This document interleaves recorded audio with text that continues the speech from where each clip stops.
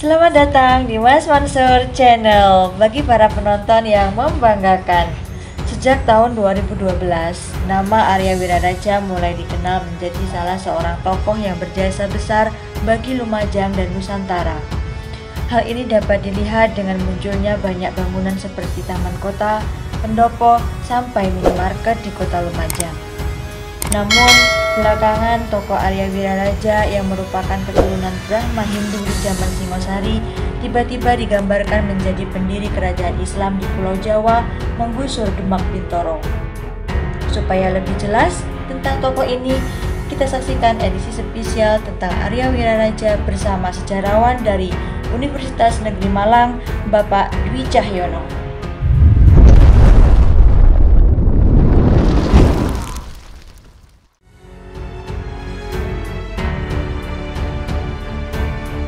Jangan lupa ya untuk subscribe, like, comment, and share.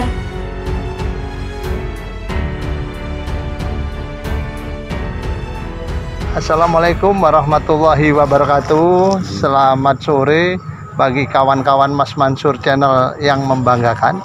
Sore ini kita kedatangan tamu yang luar biasa.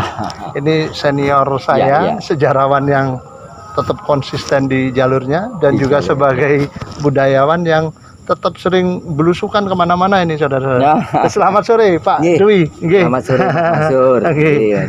Apa kabar ini? Kabar baik Mas Mansur. Lagi keliling Lumajang nampaknya. Iya, ini pas singgah di Lumajang. Tetap singgah ke Biting ya kalau ke Lumajang tanpa kepiting belum ke Lumajang. Mantap ini. Ini kalau dawuh senior itu mesti kita gugu. Jadi ini terkait tentang sosok Arya Wiraraja ini. Ya. Jadi yang diketahui secara umum kan Arya Wiraraja itu menurut prasasti-prasasti itu kan adalah sosok seorang Brahmana Resi yang kemudian juga menjadi seorang adipati, ada yang bilang raja dan sebagainya gitu. Yang mana tentu Brahmana Resi pada saat itu kan keyakinannya masih Siwa Buddha atau Siwa paling tidak seperti itu. Dalam prasasti-prasasti mungkin jenengan bisa lebih jelaskan. Dan mungkin dalam babat-babat atau serat-serat yang ada kan seperti itu. Nah, barangkali menurut Pak Dwi Cahyono sebagai seorang sejarawan, sosok Arya Wiraraja itu apa betul seorang Brahmana Resi atau mungkin punya keyakinan yang berbeda? Ya, baik. Jadi kita berangkat dari data yang sampai ke tangan kita ya. Kita konsisten dengan data dulu ya. Jadi tafsir belakangan ya. Jadi supaya kita bisa lebih proporsional. Yang pertama, kita konteks peristiwa ya. Konteks kehidupan Arya Wiraraja. Arya Wiraraja itu hidup di era transisi dari era Singasari akhir ke Majapahit awal. Nah, jadi kalau pada tarikh Masehinya itu kurang lebih hidup pada tahun 1290-an sampai dengan 1300-an awal. Di era Singasari akhir dan era Majapahit awal. Ya, di mana pada masa ini mainstream budaya di Jawa itu masih kuat diwarnai paling tidak 3 agama. Yang utama adalah Hindu, lebih khusus lagi Hindu sekte Siwa, kemudian Buddha, khususnya Mahayana Buddhisme atau Sugata, dan berikutnya lagi adalah agama Resi. Nah, agama Resi ini apa itu? Sekarang masuk agama? Ya, agama Resi memang muncul sebagai sebuah sebagai sebuah keyakinan, sebagai sebuah agama selain Hindu dan Buddha. Bahkan disebut-sebut semenjak prasasti Pucangan ya, karena Erlangga ketika di Pucangan hidup sebagai pertapa bersama pertapa dari agama Hindu Siwa, Mahayana Buddhisme, dan para pertapa dari agama Resi. Gitu ya. Zaman itu 3 ya.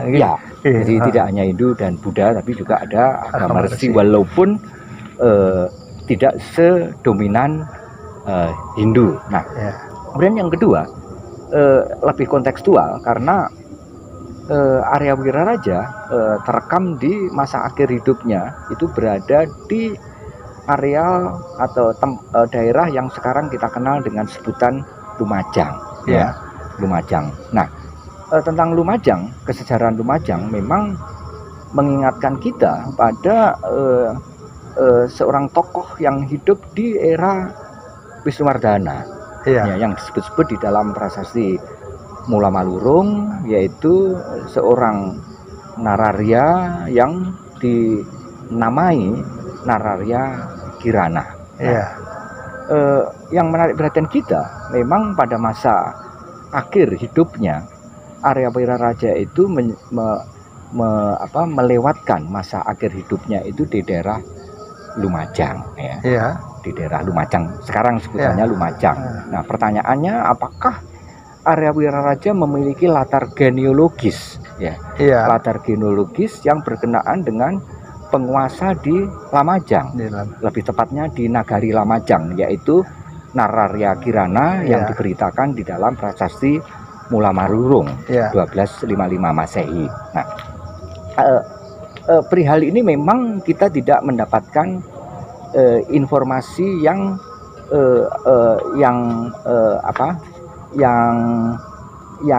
rinci, ya, informasi yang eksplisit, ya. Ini masuk ke ranah tafsir, ya.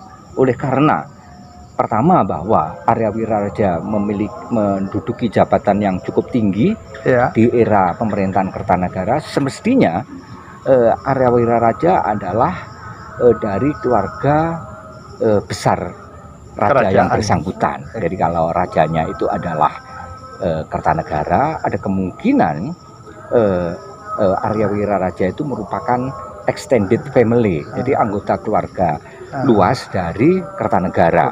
Nah, yang menarik perhatian kita justru pilihan tinggal di masa akhir dari Arya Wiraraja setelah sempat beberapa waktu lamanya menjadi menjadi penguasa di Madura Wetan, di Songhenep. Nah, di masa akhirnya justru memilih melewatkan masa akhir hidupnya itu di Lamajang. Inilah yang kemudian memunculkan tafsir yang asosiatif, yaitu menghubungkan antara Wiraraja itu dengan keluarga dalam dari Raja-Raja Singasari, yaitu Nararya Kirana. Jadi bisa ditafsirkan. Tafsir ini ya, sudah ini tafsir karena tidak prasasti Mula Malurung ataupun sumber-sumber data teks lainnya tidak menyebut secara eksplisit bahwa Arya Wiraraja mempunyai hubungan genealogis.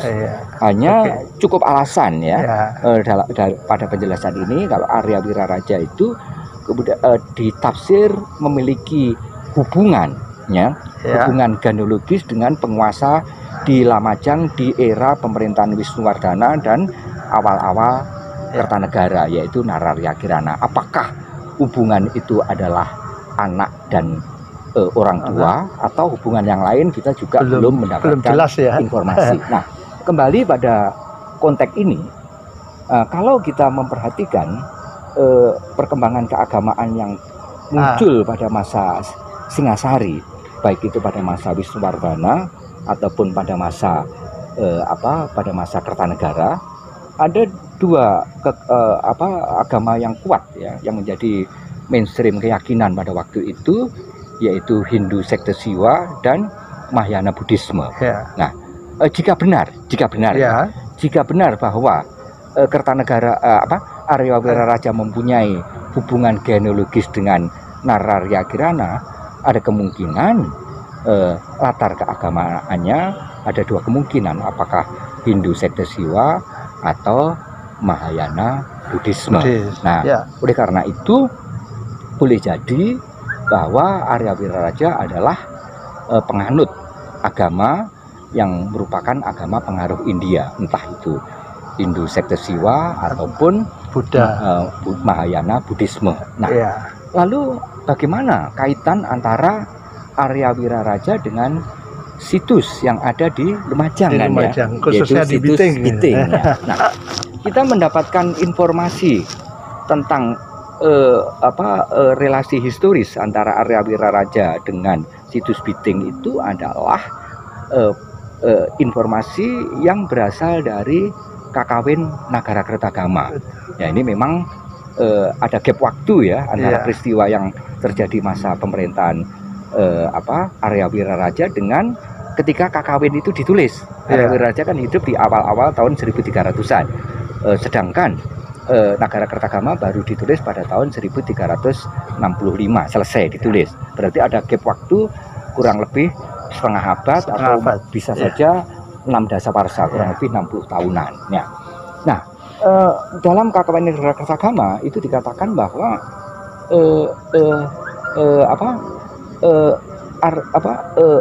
situs yang ada di Lumajang yang sekarang disebut dengan Biting, yang lokasi di mana situs itu berada dalam sebutan lokal, sebutan masyarakat tempat disebut dengan nama Menak Koncar. Bukan, nama lokasinya. Lokasinya Biting. Biting atau Kutornon. Kutornon. Nah, nama Kutornon yang menjadi toponim ya. Toponimi yang yang berkembang di lingkungan setempat ini mengingatkan kita pada atau dekat sekali dengan toponim yang disebut-sebut di dalam Kakawin Nagarakertagama, yaitu Arnon. Nah, bisa. Oleh karena itu, berdasarkan keterangan dari Nagarakertagama ini, kita memperoleh informasi bahwa situs Biting yang berada di satu tempat yang konon disebut oleh masyarakat setempat dengan Kutornon, dan sekarang orang menyebutnya dengan Biting atau Sukodono ya. Ini nama yang lebih kemudian. Ini adalah situs yang berhubungan dengan Arya Wiraraja. Nah, jika benar Arya Wiraraja itu adalah penganut Hindu sekte Siwa atau mungkin Mahayana Buddhisme, maka latar keagamaan dari pemukiman yang ada di area yang masyarakat setempat menyebut dengan Biting ini adalah Hindu sekte Siwa atau Mahayana Buddhisme. Nah, sayang sekali sejauh data yang diketemukan, kita belum mendapatkan data-data yang berhubungan dengan latar religis. Misalnya, apakah itu arca, apakah itu prasasti misalnya yang memberitakan tentang latar keagamaan, atau jejak-jejak lain yang dapat digunakan untuk mengungkapkan latar keagamaan dari Arya Wiraraja. Situs Biting. Situs Biting. Nah, kalau kita mendapatkan jejak-jejak religis di situs Biting, maka kita bisa mengidentifikasikan dengan lebih jelas latar keagamaan dari Arya Wiraraja. Barangkali memang datanya belum sampai ke tangan kita. Tapi kalau kita lihat konteks waktunya, konteks peristiwanya, ini adalah konteks peristiwa di awal Majapahit atau di akhir Singasari untuk tokoh Arya Wiraraja ya, yang boleh jadi agamanya ada dua kemungkinan itu. Nah, kemudian yang jadi pertanyaan lagi, apakah situs Biting yang dalam negara yang digambarkan sebagai situs yang pernah mengalami kerusakan hebat ya, sebagai sebuah pemukiman yang dilindungi oleh tembok keliling atau benteng, sehingga nama Biting ini mengingatkan kita pada apa yang oleh masyarakat setempat menyebutnya dengan beteng menjadi Biting. Ini pernah mengalami kehancuran karena karena satu kebakaran yang hebat. Kata apa itu kehancuran yang hebat, sehingga ada kemungkinan pada masa awal Majapahit situs ini pernah mengalami kerusakan yang pada era lebih berikutnya lagi digunakan ulang, tapi pada masa yang berbeda. Misalnya contoh dalam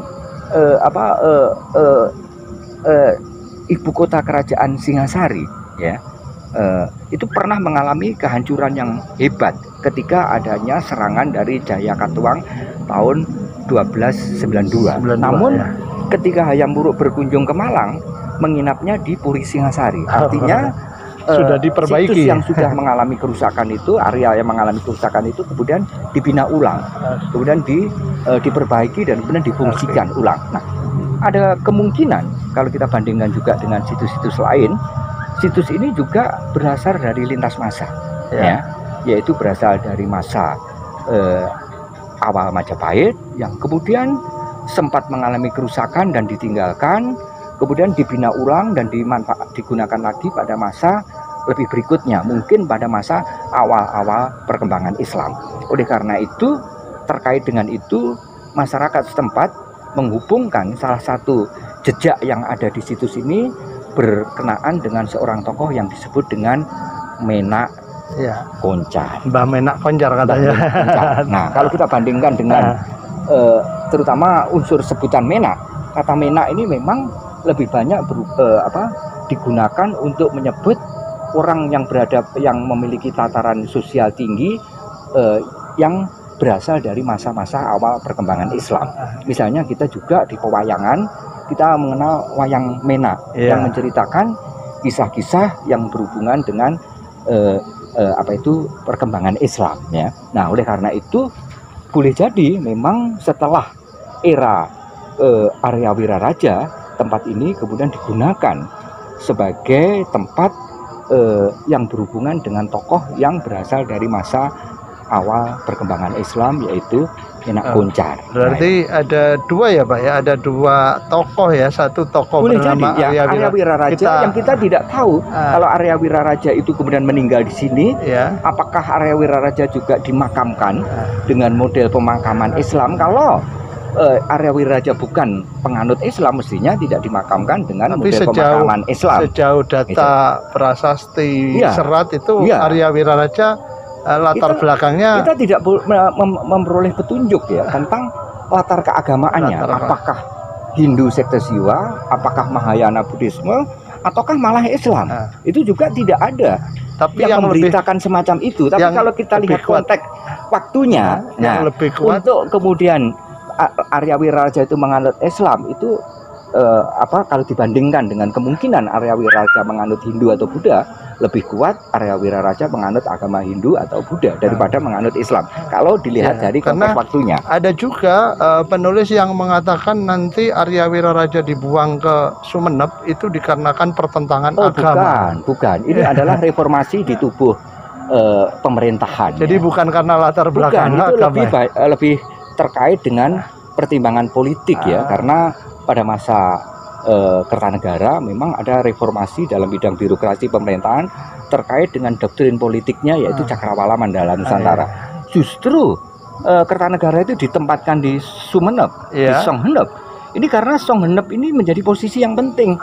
Ya, jadi supaya Songhenep tidak lepas, tidak dibuang begitu saja ya malah. Jadi ada pertimbangan politik gitu ya. Dan boleh jadi memang sempat ada bentur politik ya, ada perbedaan. Bukan perbedaan agama, tapi perbedaan pendapat politik. Kalau ada Kertanegara dan Arya Wiraraja konflik karena beda agama, Arya Wiraraja menganut Islam, sementara Kertanegara menganut agama yang non Islam, gitu ya. Apakah Mahayana Buddhisme misalnya, itu juga tidak kita peroleh datanya, ditafsir gitu ya. Lemah ya, kalau secara data masih lemah. Kalau sebatas tafsir ya silakan itu tafsir, tapi tafsir itu ada dua kemungkinan, apakah yang ditafsirkan itu benar atau salah. Tapi kurang cukup punya data untuk mengatakan bahwa Arya Wiraraja itu adalah seorang penganut Islam hanya gara-gara di situs ini terdapat adanya suatu jejak, yaitu jejak yang dikemas bentuknya seperti makam karena dilengkapi dengan dua nisan dan semacam jirat, yang sebenarnya jirat itu dari bata-bata yang ada di sekitarnya ditata sedemikian rupa seolah-olah seperti jirat. Dan kalau itu kemudian diklaim sebagai makam Arya Wiraraja, ini adalah klaim yang terlalu dini gitu karena juga informasi yang didapat dari masyarakat yang penemu, bapaknya itu penemu situs ini dulu ditemukannya itu cuma batu bata bertumpuk, tidak ada yang namanya makam, bentuk makam ya. Jadi karena burung melewati di sini sering jatuh, kemudian banyak monyetnya, dilihat ternyata banyak batu bata gitu. Jadi kalau bahwa di sini kita mendapati jejak-jejak yang berupa bata-bata, dan kalau kita lihat bata-batanya memang bata-bata di era Majapahitan ya. Ini memberikan petunjuk kepada kita bahwa ini adalah situs di era Majapahit ya. Dan kita juga tidak memperoleh informasi bahwa jejak yang sekarang diidentifikasi sebagai Arya Wiraraja itu sebagai makam Arya Wiraraja. Malah masyarakat setempat sebelumnya lebih menghubungkan dengan Minak Koncar. Oleh karena itu, kalaupun ini benar makam Islam, mestinya itu lebih berkaitan dengan tokoh yang berlatar Islam. Siapa yang jelas-jelas berlatar Islam adalah Minak Koncar, dan ini adalah orang yang hidup pada periode yang lebih kemudian. Lebih Jadi kalau muda ya. katakanlah Minak Koncar ini di awal perkembangan Islam, berarti kan era-eranya tahun 1500-an ya. 200 kemudian jadi, kurang lebih 200 setelah tahun Arya Wiraraja meninggal. Setelah Arya Wiraraja. Jadi ada gap waktu yang panjang, dan dalam gap waktu yang panjang itu ada mainstream budaya yang berbeda. Terus, oleh karena itu tidak harus gegabah untuk mengatakan bahwa Minak Koncar sama dengan Arya Wiraraja. Terus ada juga satu yang terakhir mungkin Pak Dwi, ini satu sekarang ini berkembang bahwa Arya Wiraraja itu dengan Lamajang Tigangjuru itu adalah kerajaan Islam pertama. Ini menurut Pak Dwi gimana? Ini merupakan tafsir yang dibuat bersinambung dengan identifikasi Arya Wiraraja sebagai sebagai tokoh yang berlatar agama Islam gitu ya.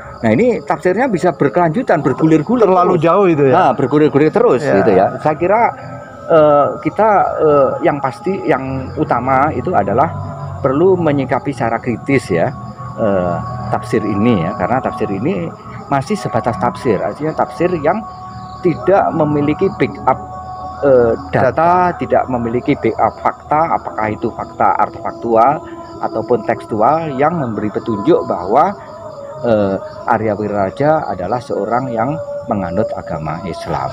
Mungkin itu simpulan sementaranya jadi kita memang begitu. Mesti kritis ya. Jadi jangan kemudian membebek itu ya. Dan akhirnya terus kemudian dijadikan sebagai labeling gitu ya. Nah, ini kalau sudah menjadi labeling, apalagi ada tulisan petilasan makam garis miring Pasaraya Arya Wiraraja, ini adalah labeling. Identifikasi itu belum tentu benar, tapi kemudian dipasang dan orang yang datang di sini bisa membacanya, maka dianggap sebagai sebuah kebenaran. Padahal tidak. Menurut saya tulisannya mendingan dicopot karena bisa debatable ini. Perlu direkonstruksi ulang ya terkait itu. Jadi ada beberapa simpulan yang perlu kita kritis tentang sosok Arya Wiraraja dengan latar belakang keagamaannya gitu. Jadi memang latar keagamaan Arya Wiraraja itu belum clear betul ya. Tapi boleh jadi tafsir itu bisa benar, tapi tafsir itu juga bisa salah. Apalagi kalau kemudian kita lihat dari konteks waktunya.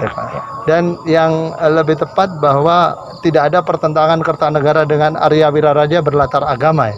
Kita tidak mendapatkan data itu, dan itu merupakan kembali itu adalah bagian dari tafsir yang tanpa di backup oleh data. Luar biasa kita. Mudah-mudahan nanti kalau ke Lumajang bisa kita 1 jam bersama Pak Dwi Cahyono ini. Matur nuwun Pak Dwi Cahyono. Moga-moga polemik ini tidak berkepanjangan sih. Terima kasih. Tidak menjadi satu rekonstruksi yang jadi salah kaprah gitu ya. Historis yang salah. Terima kasih atas informasinya yang mungkin kita di Lumajang akan mendapat masukan yang luar biasa. Dan juga kepada teman-teman di Mas Mansur Channel yang membanggakan. Hari ini ada hari spesial, diskusi kita luar biasa hari ini tentang sosok Arya Wiraraja dengan latar belakang keagamaannya. Dan oleh karena itu mungkin sampai di sini perjumpaan kita akan berjumpa lagi dalam edisi-edisi spesial berikutnya. Assalamualaikum warahmatullahi wabarakatuh.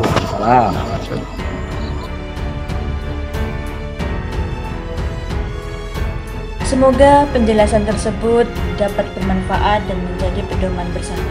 Sampai jumpa pada edisi berikutnya.